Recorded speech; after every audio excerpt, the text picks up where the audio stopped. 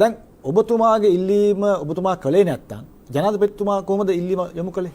ඒක තමයි ඉතින් එතුමාට පුළුවන් හැකියාව තියෙනවා. දැන් ඕක වෙන්නේ ක්ලවුඩ් දැන් මේ මුදල් ටික ලක්ෂ 5ක මුදල අපිට මට ලබලා දුන්න එකේ ඒ සම්බන්ධව මම ග්‍රාම සේවක මහත්තයාගෙන් හෝ ප්‍රාදේශීය ලේකම්ගෙන් හෝ කිසිම කෙනෙක්ගෙන් මම අවසර පත්‍රයක් අරගෙනවා ලිඛිත ඉල්ලීමක් කළා නැහැ. හැබැයි ජනාධිපතිවරයා ඒක දීලා ඔහු මාසයකට සැරයක් සාමාන්‍යයෙන් හැම මාසයකටම සැරයක්ම මේ කමිටුව ඉඳ ගන්නවා. මේ කමිටුව ඉන්නේ කවුද? ජනාධිපති ඉන්නවා. අගමැති ඉන්නවා. විපක්ෂ නායක ඉන්නවා. ජනාධිපති ලේකම් ඉන්නවා. ඊළඟට ජනාධිපතිවරයා විසින් පත් කරන ලබන තව දෙන්නෙක් ඉන්නවා. මේ කමිටුව මගින් මේවා අනුමත කරයින් පස්සේ රැටිෆයි කරනවා කියලා අපි කියන්නේ. මේක අනුමත කරයින් පස්සේ ආයි මේක ප්‍රශ්න කරන්න බෑ. මේක වංචාවක් විදිහට කාටවත් කියන්න බෑ. හැබැයි දැන් මේගොල්ලෝ මොකද්ද මේ කියන්නේ? අපි මුදල් වංචා කරාලු.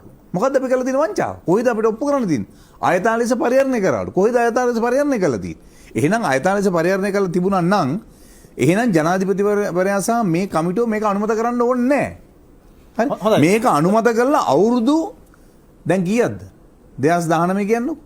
හරි අවුරුදු 5කට 6කට පස්සේ තමයි මේ කාරණේ මේ ආණ්ඩුව ගෑනලා දින. ඒගොල්ලන්ට වෙන මොකුත් නෑ කරන්න. ඒකයි මේ වෙලා තියෙන්නේ. මාල්නී පොන්සේකා මැතිනියගේ ඉල්ලීම තිබ්බේ එතුමිය තිබුණු ආර්ථික අපහසුතාවය. ඔබතුමාට එහෙම ආර්ථික අපහසුතාවක් තිබුණේ නැහැ? නෑ. මට ආර්ථික අපහසුතාවක් ඒ වෙලාවේ තිබුණා. හැබැයි මම මේක ඉල්ලීමක් කරලා තිබුණේ නෑ. ඒක දිවසින් දැක්කද මෛත්‍රීපාල? නෑ. සමහර මෙහෙමනේ ක්ලෝඩ් ඔබ වුණත් හෙට ජනාධිපති විදියට ගියොත් ඔබ අඳුරන කලාකරුවෙක් හෝ නැත්නම් മന്ത്രിවරයෙක් හෝ බලන්න ඒ තමයි ජනාධිපතිට තියෙන බලය.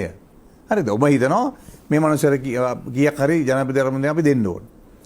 එහෙම ජනාධිපතිවරයෙක්ට එහෙම පෞද්ගලිකව හිතිලා ඔබතුමාට දෙන්න මට දෙන්න එහෙම පුළුවන් නෑ. ඒක තමයි ජනාධිපති අරමුදලක් කියලා තියෙන්නේ. ඒකේ තියෙන ඒක ක්‍රමවේදයක් හදලා තියෙන්නේ. ඒක තමයි ක්‍රමවේදය තමයි ඒ මේ යෝජනාවලිය ගෙනාවෙන් පස්සේ කමිටුව මේ ගෙනල්ලා දීනවා ඔක්කොම අප්‍රූව් කරනවා.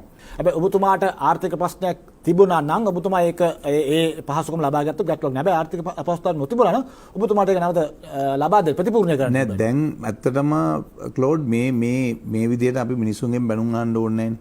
මට මේ ආර්ථික අපහසුතාවය දැන් තිබුණත් නැතත් මට ඇත්තටම මේ ලක්ෂ 5 මට ගිහිල්ලා දෙන්න ඕනේ දැන්. මොකද හේතුව මේ වගේ කුණු බැනුම් අහන්න උවමනාවක් නෑ. මොකද මං හොරකම් කරලා මංකොල්ල කාලා ගත්ත ජීවත් වෙච්ච මිනිහෙක් නෙවෙයි. හරි? ඔය චෝදනාව පමණයි මේ ජනතා විමුක්ති පෙරමුණට මට විරුද්ධව අද නගන්න පුළුවන් වෙලා තියෙන එකම චෝදනාව. හරි? එතකොට මේක තමයි හොද මඩේ දාන්නේ. ඉතින් දැන් මම ගිහිල්ලා මේ ලක්ෂ 5 දුන්නා මොකද්ද වෙන්නේ? එතකොට හිතන්නේ මේ දැන් වංචාවක් කළා. ඔව් වරද. ඒක තමයි මං ඒක මේ වංචාවක් විදිහට මම පිළිගන්නේ. හැබැයි මට උමනාවක් තියෙනවා මේ ලක්ෂ 5 මට පුළුවන් වෙලාවක මට ආපහු දෙන්න පුළුවන් නම් මම ඒක දෙනවා. පාන් නෙමෙයි 10ක් මට පුළුවන් නම් මං ගිහිල්ලා දෙනවා. මොකද හේතුව මේ මුදල් ටික ආපහු නැවත යන්නේ මේ වගේම කරුණු කාරණා වලට.